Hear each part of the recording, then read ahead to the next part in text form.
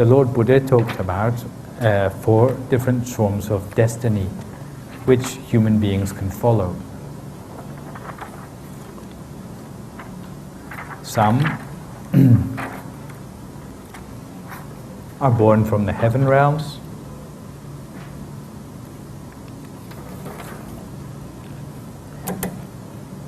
So they come into the human realm with many advantages.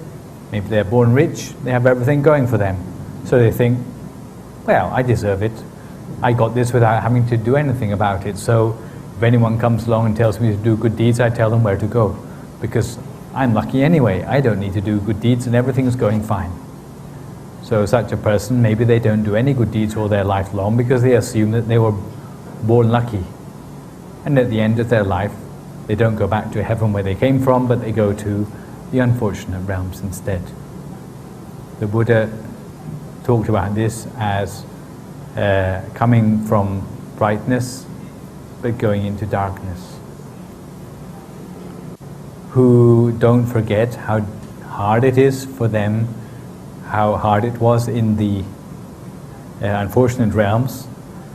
Once they see the opportunity to do good deeds, although it may be hard for them because they are working against the dispositions which they have, all the temptations which they have to go back into the hell realms again, but they try to turn their life around, and at the end of their life they may go to the heaven realms.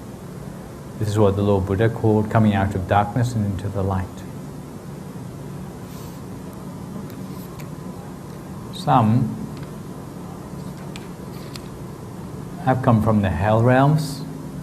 When their retribution runs out, they succumb again to the temptations of the habits which they've had over many lifetimes, and they go back to doing the bad behaviors which they did before. So they come out of the darkness, but they go back into the darkness again. But the ideal sort of life which we are looking for is when we come from the heaven realms, we've got everything going for us, but we don't get complacent about that. We use all the advantages we have, being born in a wealthy family, having the chance of education, having strong health. Instead of taking these things for granted or sitting on our laurels, we use all these advantages to top up our good deeds even further than before, so that we build on the good deeds we already have done in the past to excel further at our good deeds, so that maybe we go to even higher level of heaven when we pass away. This is what the Lord Buddha referred to as coming out of the brightness but into the light.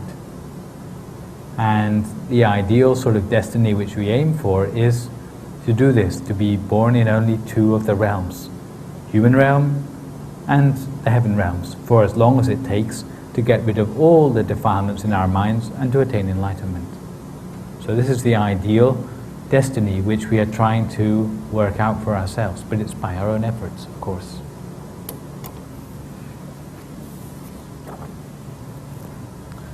When I was in Sri Lanka, I met a geneticist, and he claimed that Buddhism was compatible with all the new discoveries in DNA and so on, but personally I quite doubt this. Anyone here interested in evolution? Anyone here think that evolution is proven? A proven fact? In fact, evolution is a theory. It's not a proven fact, because there's not nearly enough evidence to substantiate it. It just seems to make sense, okay? The church is very afraid of evolution, but in fact, evolution is a very shaky theory. There is so little evidence available that you could make any conclusion on the basis of the evidence, but it's something which is fashionable. The church don't get along well with evolutionists, but for Buddhism it's not a big problem for us, because what we discover is that the sort of things which matter to us as Buddhists is not really the same point which evolution is trying to address. And I explain what I mean by this. The main thing about Buddhism is that we are more interested in what happens to our mind. We're not interested in what happens to our chromosomes or our physical makeup. And if we look at the life cycle in Buddhism, then it goes something like this. Here we are a human being, the square box is our body, the round circle is our mind, and the fuzzy bit is our chromosomes. And as we go through life, we get old and eventually we die. Death. When we die, then of course we leave behind our body, the body breaks down into its elements, and the mind goes on further to seek for a new rebirth, for as long as it has not been enlightened. What attracts it to a new rebirth? Well, the mind of a child looking for rebirth will be attracted to the minds of parents of similar quality.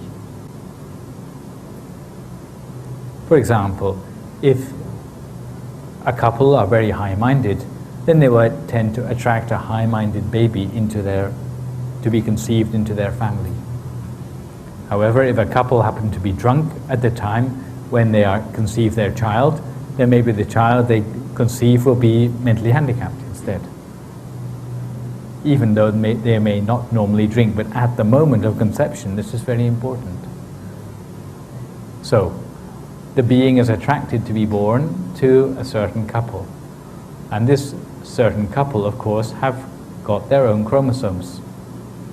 So when the mind is attracted to belong to these parents, then the parents supply their own chromosomes to this child, which will have a bodily resemblance similar to the parents. Right? And it goes on through life and eventually will die. Where does evolution fit in with this? It doesn't fit in at all. Because what we're interested in Buddhism is how does the quality of this mind change each time it goes through this cycle?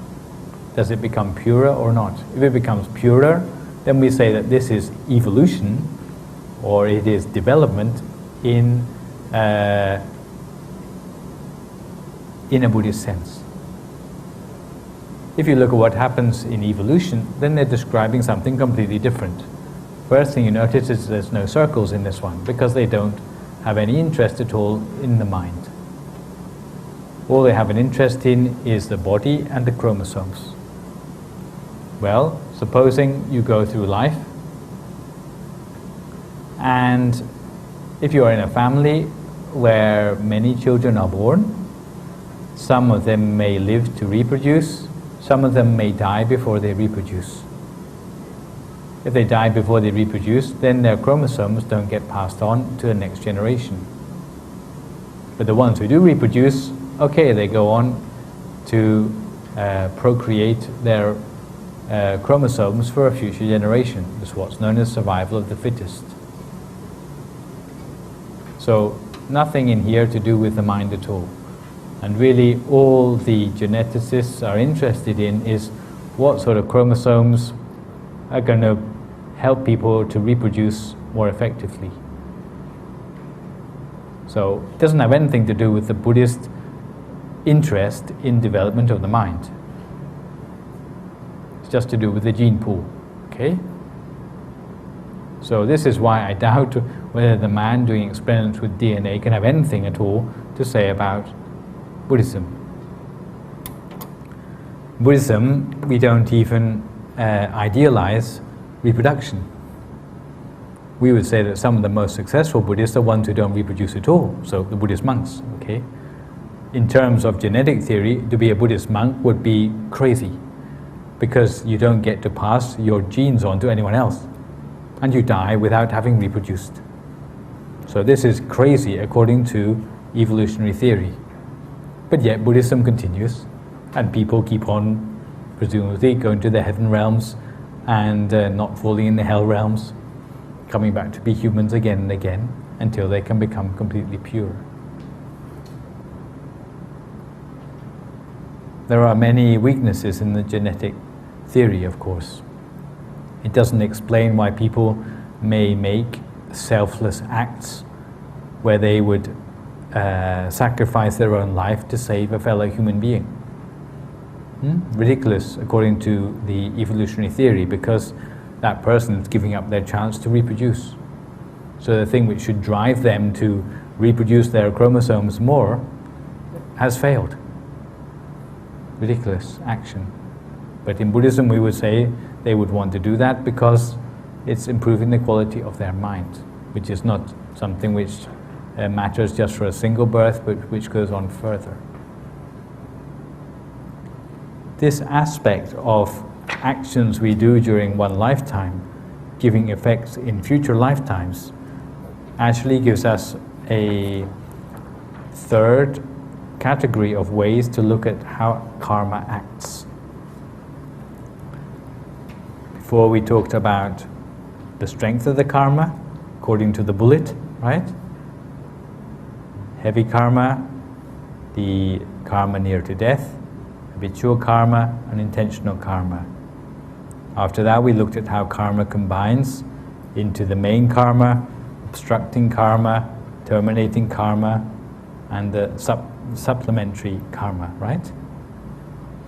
In fact, there's a third way, again with 4 categories of describing karma, and this is to do with the length of time it takes to give its retribution. Some things which we do in this life give their result immediately in this life as well.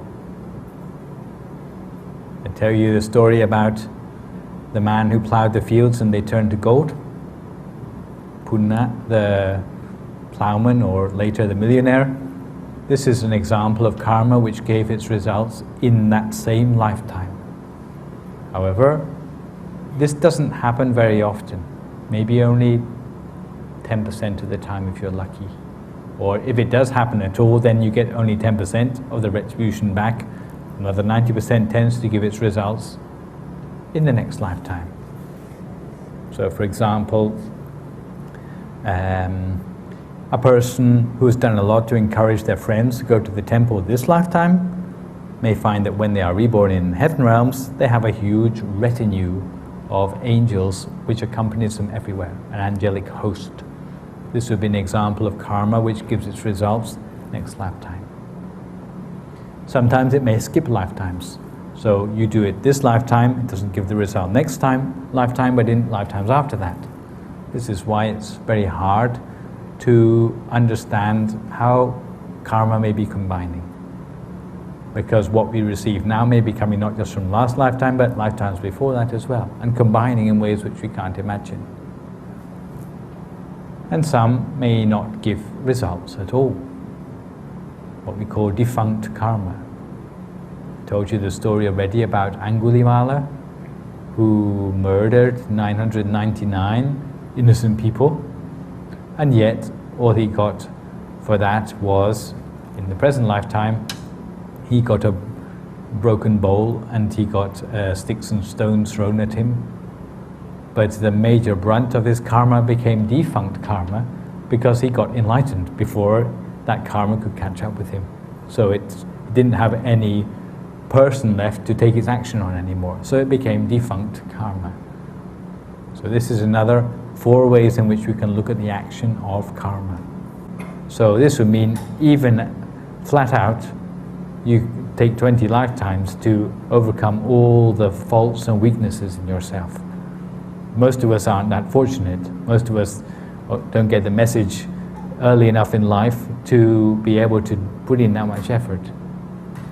So it's going to take a lot of lifetimes of going into the heaven realms and coming back as a human being in order to sort out all the problems which we have in our life to become a perfect being with no defilements anymore. When you're talking about doing good deeds on this sort of level, it's no longer amateur good deeds anymore, but it's like you become a professional doer of good deeds, where what the work left over in a particular lifetime, you're going to pick up on that next lifetime round to go further and complete the work. See what I mean? So if this lifetime you can part with your possessions, but you would never want to sacrifice your own blood or your own flesh or your own life to help another person, well, you keep on working at it until you can take your level of your good deeds to that sort of degree. When you're talking about good deeds at this sort of level, it's no longer good deeds just as a merit anymore. When you are thinking about good deeds in absolute terms in order to reach towards Buddhahood or to reach towards enlightenment, we don't call it merit anymore, but we call it perfections.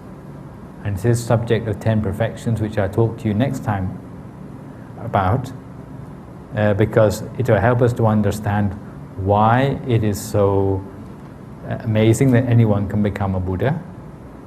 And it also helps to explain why it's worth to spend so much effort to do good deeds, not just on an amateurish level, but on a professional level where you build continuously, lifetime by lifetime, on the good deeds which you amassed for yourself in the past.